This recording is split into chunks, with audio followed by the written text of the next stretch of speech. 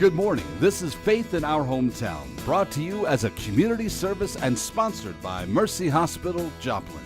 And now, here's your host, Father Jay Friedel.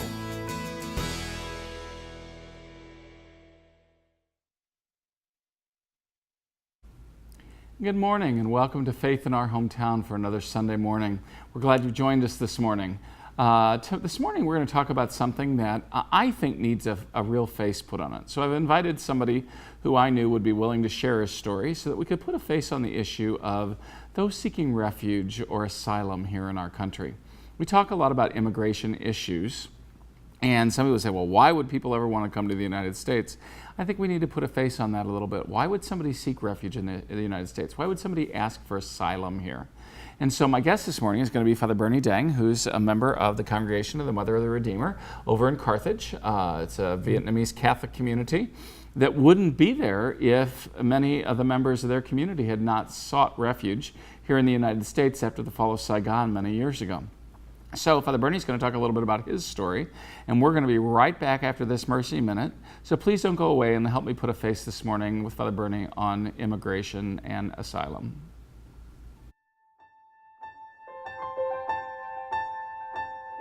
The different bariatric surgical options here at Mercy Joplin includes laparoscopic Roux-en-Y gastric bypass, laparoscopic sleeve gastrectomy, and laparoscopic lap band placement.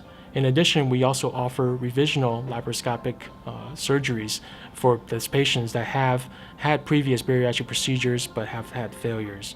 The surgical procedure of choice will vary with different individuals, and so that's why our team will work with the patient on an individual basis to determine which procedure is the best fit for them. All three of the bariatric procedures that we offer here at Mercy Joplin have a long track record of proven safety and efficacy.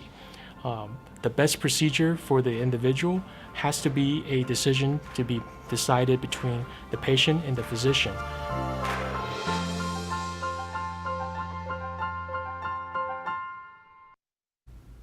So thanks for joining us for another Sunday here on Faith in Our Hometown. Again, as I said before the break, my guest this morning is Father Bernie, who is a member of the Congregation of the Mother of the Redeemer over in Carthage. And so, Father Bernie, I don't know that a lot of people have ever met somebody who came to the United States as a refugee, somebody seeking asylum for particular reasons. So I just want to get your story so that everybody can hear it this morning. So tell us a little bit about how old were you when you came to the United States? What were the circumstances? What was that all about? Why did you feel like you and your family needed to come to the United States and say, I need refuge, I need to seek asylum here in the United States? So tell us about all that. Well, actually, at first, back in 1980, I never thought that I had to, leave Vietnam. Right. No little kid thinks he has to leave his yes, home. Right. It's just my mom, because at that time, the communists took over the South Vietnam. Mm-hmm. And my mom knows for sure that because she already left the north of Vietnam, moved to the South Vietnam in 1954. And she know that we just can't live under communism. Right. So when the communists took over the South Vietnam, she trying the best. And my parents want me to go out, go somewhere because for my future. Right. Now, part of the reason why they were under such pressure is because of the religious persecution at that point in time, correct? Correct, yes. They didn't want, as many of our ancestors came to this country, many of mine came when they enacted laws in Germany that said that they weren't going to be allowed to practice their Catholicism the way that they wanted to. So many of my relatives came, same way, came to this country seeking a place of religious freedom. And so that's what your mom was doing when they were being pressured by the communists. Yes. Right, okay. But she also valued my vocation because she believed that I have the vocation to be a priest. And then she knows that under the communist, regime, that I will not be able to fulfill my vocation. Right, because you were already talking about it as a little kid. Yes. Okay, and she believed in that. Yeah. Yeah, boy, I wish it'd be great if all mothers kind of believed in that, in terms of those things. Yeah, she sent me out in 1980. Yeah, at that time when I was 16 years old. So in 1980 you were 16. Yes. And she was trying to get you out of the country so that you could come to the United States and fulfill that dream, the possibility of, say, maybe one day becoming a priest. Yes. So how did that happen? Actually, the first time, she sent me to go with my aunt. Okay. Because we came from a big family. She and my parents want to stay home with all of my siblings to make Because sure. you were the oldest of I'm 10? the oldest, yeah. Oldest of 10, right? I'm the Yeah. oldest. So in case of something will happen, we'll be okay. Otherwise, if we leave all together at one time, if something happened, then we will be dead meat. Yeah. So, but that didn't happen. Didn't turn out right. I went to Saigon, getting ready to go out with my aunt. But that night, something, broke out, and then we just can't know because the secret is leaked. Oh, so they knew you They- were. they They knew- knew, they somebody. knew- Somebody told that you were getting ready to leave. Yeah, so All right. so we have to go back home, and then my mom, even though that she just missed me for 2-3 days, and then she just says she can't do it no more. If we go together. Okay. So the year after, a few months later, and then they decided, we all go together. Wow. So that was a little trickier and a little harder. Yes. Okay. But all 12 of you, I guess, at that point in time, or were all your siblings already born? No, 2 passed away. Yeah, 2 Okay. passed away. All right. So So there were 10 of you. Yeah. Okay. So how did you all get out of Saigon? Yeah, we went down south, south in south of Vietnam. It's a small town, and then, when we came to, it's called Rạch Giá, it's a small city, and at night they, in order to keep it secret, safe, and Right. they have to split us up. Okay. So my father took some, and my mom took some. So I went with my father. Okay. And early in the morning, like 3-4 in the morning, they just begin to take us out in a very little small boat, which contains about 10 people Okay. out on the sea, where a bigger boat, ready to leave Vietnam. It's not.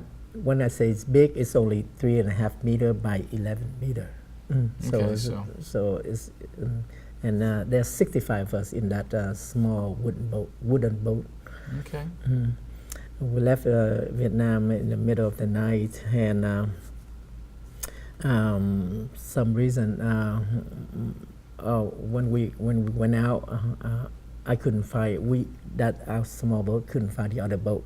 So my mom is on that boat. They left. We have to turn around and go back home. Oh my gosh. And when we go back home, and then we wait for another month, didn't see anything happen. We thought that my mom already made it to the other side, so we find another way to go. And then, and when we left the second time, it's really really a journey for me. And now, before we leave, I told myself, or we say to myself, that even we die on the sea, we still want to go, because You would rather have died to have your freedom yes. than Then live there live it and in. not. So Okay. we try our best to do, but and we left. But after 5 days on the sea, and with the capture by the sea pirates, Thai pirate, they took us into a Kra island, in the middle of nowhere, for 2-3 days up there, and then without food, water, hungry, and scared, with all the high sea, rough sea Sure. at that night. I didn't think that we could make it that night. Yeah. So you just thought you were going to die on the sea. Yes, because that 2 times the boat already submerged in the water. Oh, because of the big waves. big and everything. wave. Yeah. And then we all cried. We thought we dead. We thought we're done. And you were 16 at the time. I was 16 at the time. I was seasick too, Mm-hmm. so tired, and then to the point that I gave up. I said, oh, well, either I die here or die later or I die anyway. So, but I remember, people crying, crying in the boat. And the non-Christian, they pray with Buddha, and the Christian, they pray with Jesus. So the Christians and the Catholics were not the only ones being persecuted. It was just anybody that was basically not with the communist government at that point in time. So it was a mixture of folks in the boat. Yes. But folks were praying. So the Buddhists were praying and doing it their way, and you guys were Yeah. praying the Catholic way. And were there other Christians on the boat too? Yes. Okay. Yeah. So I mean, it was everybody was kind of in the same, literally in the same boat. That was okay. Didn't And I mean that, but remember, it worked. and I remember that the first time I really do pray. Yes, it's been 16 years as Catholic. We go to church, we say prayer at night, but that night, Well, it's safe to say you prayed harder than you'd ever prayed in your life. yes, Yeah. I remember that I just simply tell God that, God, if you brought me safely to the shore, then I will dedicate my life to you. Mm-hmm. That's the only thing I keep saying that night, and then in desperate, Yeah. Well, we're still kind of glad you did it, even if you did it out of desperation. But I'm glad you gave your life to him. But as a 16-year-old, I mean, it's just those are scary things, when you're 16 and your whole life is flashing before your eyes. Yeah. So were you? Now you were with your father and some of your siblings. Yes. Okay, but you still didn't know what had happened to your mom. No, we thought that our mom, she's already somewhere in refugee camp. Right. But once we came to Thailand, and then we started searching out for my mom and my other sibling, we couldn't find them. Okay. Yeah, we couldn't find them, so we tried to contact back in Vietnam, and later on, a month later, they told us that my mom got back to Vietnam safely. She was her boat broke out, and then she had to the boat had to turn around, and she went back, and then she was put in jail for a month. Okay, for trying to escape. Yes. So she was in jail for a month. What happened to your siblings when your mom was in jail? They were with my mom. So they were all in jail. Yes. Okay, so the whole family, half the family was in jail, Yeah. and the other half thought they were going to be reunited with their family, but instead you were out and they were in. Yes. Were they in more trouble because you guys had disappeared too? Not really though, because they didn't go back to my hometown. Okay. She went back a little bit in Bien Hoa, different city, to stay with my grandmom. Okay, all right. Well, so here, so all these things, the first attempt didn't work. The second attempt really didn't work either because you guys were separated, and then some of you escaped, and then some of you didn't. Okay, so we've got a little bit of a harrowing story here for a family who is trying to escape for its its freedom and its life. We're going to be back here right after a quick break. My guest this morning is Father Bernie Dang, who is a priest of the Congregation of the Mother of the Redeemer over in Carthage, and we're talking a little bit this morning about why his family wanted to seek refuge in the United States or asylum, and again the journey of how that happened, how they began to seek it out. So we're going to pick up right there when we come back after this short break. This is Faith in Our Hometown. Don't go away. You're watching Faith in Our Hometown on KSN TV, brought to you as a community service and sponsored by Mercy Hospital, Joplin.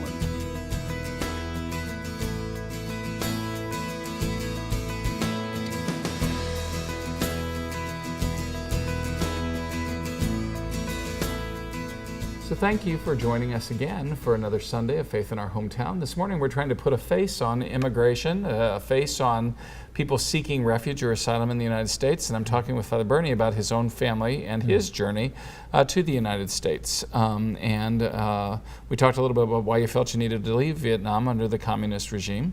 And so when we visited about this a few minutes ago, your mom was back in Vietnam, your dad was with some of the rest of you and your large family, so your family basically been split in half. And your mom then did some jail time along with your siblings in Vietnam. And so how did you ever get back together again?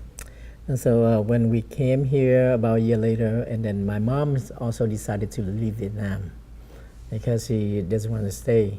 So Right. she tried, and then she tried a second time, and then she success. She got picked up by the Japanese ship, Okay. and they brought her back to Japan. So no Thai pirates this time, but the Japanese. No. Okay, no, good. No, it was very lucky. Yeah. But my is the bad one, really Yeah. bad one. Yeah, we were kidnapped by the Thai pirate, and they put us in Kra Island. And I feel sorry for all the ladies, you know. So the they women got were very raped. seriously mistreated, Yeah. raped, and Yeah. sexually assaulted. Yes. Yeah. And then without food, water, we thought that we never gonna make it. Yeah. But fortunately, we saved by Now, were any American. were any of your sisters or anything with your part of the group, No, or was no. just the boy? Okay. Just a boy, yeah. Just Okay. me, my brother, and I, and my dad. So there were just three of Three you in of that us. one Yeah. in that one section. Okay. Yeah. All right. So how did you wind up getting out of there? Yeah. When we were on that island, there's a lot of note. The people who went in there before us, they wrote on the mountain, on the side of the mountain, that we need to get rid of the lighthouse.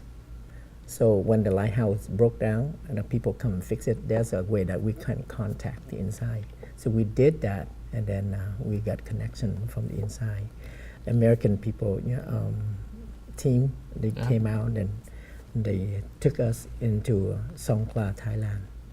Okay. So they got you out of the refuge. Well, they got you out of the the island. prison camp, if you will, That, the slave camp, more or that's less. Thai pirate. The Thai pirates. Yeah. So they rescued you from them Yeah. and got you into Refugee a camp. refugee camp. And we Okay. stayed in Songkhla for 3 months, and then after that, they transfer us to Indonesia for another 3 months for beginning to learn English as a second language, and 3 months. So your English wasn't very good after 3 I months. know huh? nothing. Yeah, I know nothing at all. So then after that 3 months, we were sponsored. We were sponsored by my uncle who left Vietnam in 1975. Okay. Yeah, he's reside in California, so he sponsored us, and then we came over to California, And so what part of California? Southern California, Okay. Orange County. Orange County. There you go.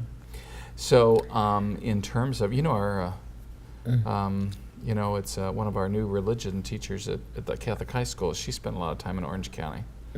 Yeah. So now there's a couple of you, at Yeah. least in the area. So, Okay. but at any rate, so you wind up in this refugee camp, and then they eventually get you because of your uncle's sponsorship to Southern California. Now, were your mother and your siblings already in Southern California too? Now they're in California, but they came after us. No. Okay, so they were after. So Yeah. When first we it was just the three of you, just 3 of us, and then you got the others to come over. We Okay. sponsored them later, a year All right, later. so you guys sponsored them, then the rest of the family. So your mom and the rest of your siblings finally showed up. Yes. Yeah, wow. I don't think that so many people understand the risks that people are willing to take when they're really trying to flee for their lives and their freedom.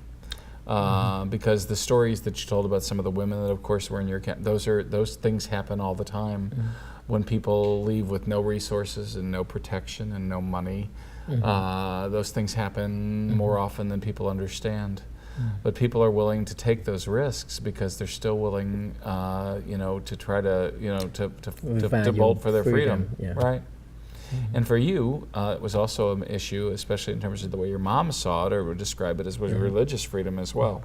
Not just, you weren't necessarily seeking anything other than to want to be able to live your lives the same way that you think every human being ought to be able to. Yeah, amazing. How long did it really take you once you hit California to start, feeling like you'd learned the language and feeling like you guys were starting to fit in as a part of the culture? Well, actually, when I first arrived in California, 3 months later, my uncle signed me up for high school, and then I just want to go back to Vietnam. Huh? Because I have no friend here, I can't speak the language, I can't eat the food here, But my uncle just keep calm me down, you know, Right.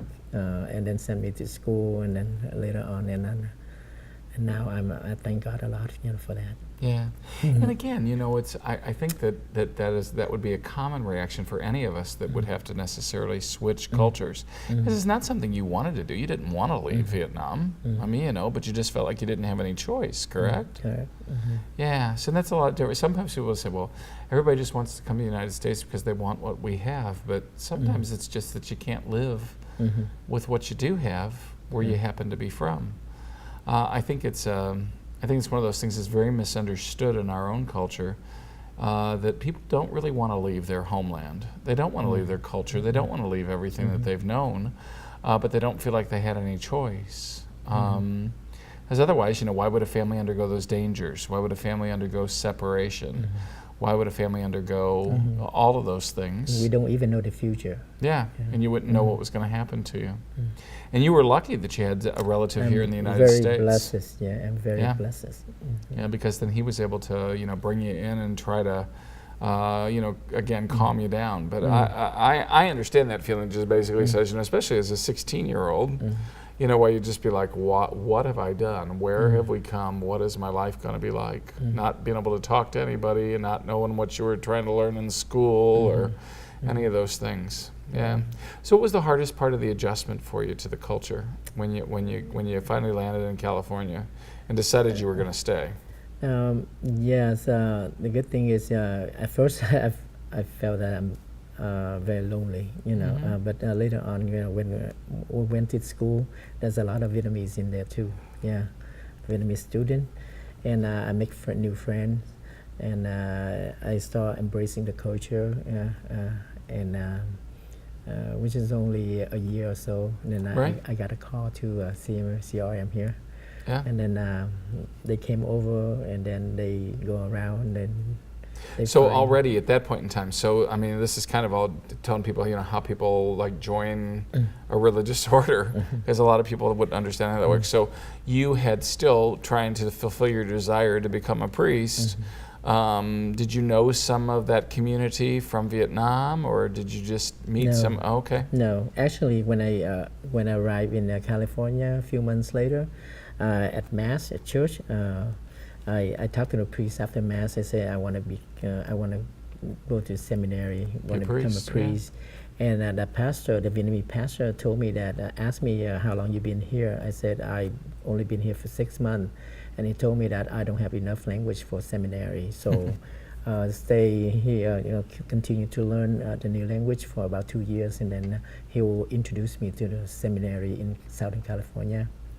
Yeah. And then just a few months later, you know, the brothers here came over to California, traveling around, and then I met them at my friend's home.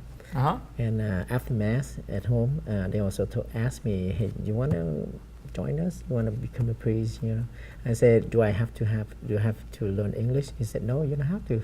Oh, there you go. So that's how So you I wound your say, in "Oh, with okay." the CRMs. Okay. So I say, "Oh, okay," and I said, "How long I have to wait?" He said, "No, you can go right away." Okay. So So that's how you applied. wound up in Carthage, I Missouri. applied, yeah. Yeah, so you applied and they brought you to Carthage. Okay. And they sent me to Macaulay High School. Well, there you go. So you got to Yeah. go to our high school. So you And that- still had to learn the English, didn't you? Yes, yeah. Yeah, you still had to learn the English. Yeah, that was something that in the early days of your community here in this in the United States, and especially here in the Joplin area, they would of course send you to the Catholic school, and so they, you know, so it was kind of like your breakout from the monastery, if you will, you know, the community, to come over and to go to high school with the I know that some of those friendships. I know that some of our Catholics in this area still love the time that they spent, you know, with you guys in school together, and they still feel close to the community because of that, because of the, you know, going to high school together and enduring all those fun things that we all have to endure in high school. So you had to do all those things anyway, even though you didn't think you'd had to learn English. You still came and had to learn it anyway, didn't you? Yeah, Yeah, they lured you in. And they said, but at least a lot of the communities spoke Vietnamese. Well, they don't I know require. don't require. In the good old days, I know they used to teach English as a second language. Now you guys are teaching Vietnamese as a second language, aren't you?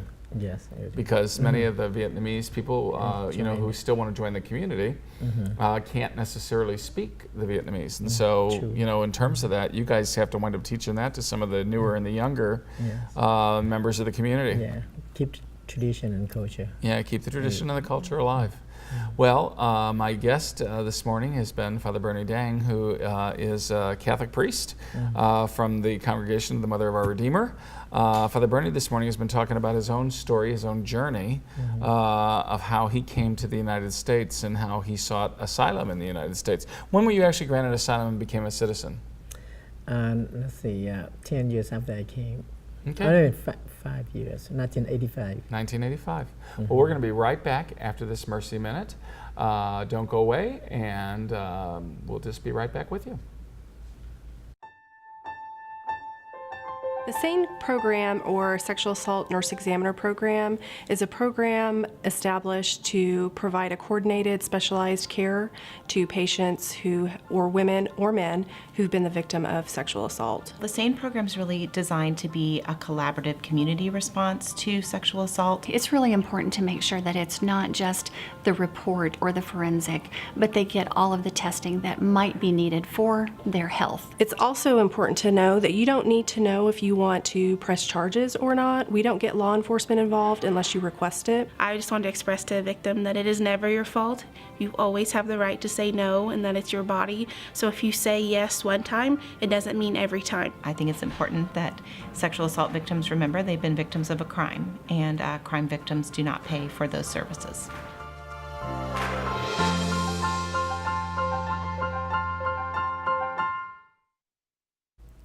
Well, we're grateful that you joined us for another Sunday here at Faith in Our Hometown. It's always good to spend time with you on a Sunday morning. My guest this morning has been one of my Vietnamese priest brothers from over in Carthage, Father Bernie Dang. We've been talking with Father Bernie this morning about his journey away from a culture that was oppressing him. They were looking for religious freedom. And we talked about how his family went through a rather harrowing experience in terms of being split up and trying several times, but eventually came to the United States. Many people don't want to leave their own culture, but find it impossible to stay where they're at because of the persecution that they experience otherwise. Father Bernie's story is one of those stories. I thought it was important this morning because in this day and this age, when we keep talking about immigration and refugees and asylum, it's always important for us to understand that so many times we hear about the issues, but we don't understand or know any of the people who've experienced that and have had one of those stories. So I'm really grateful for you, Father Bernie, this morning for coming and sharing that story with us. Just to let you know, I do think it's something we need to continue to talk about because it is an issue that affects us, and especially as people of faith, right here in our own hometown.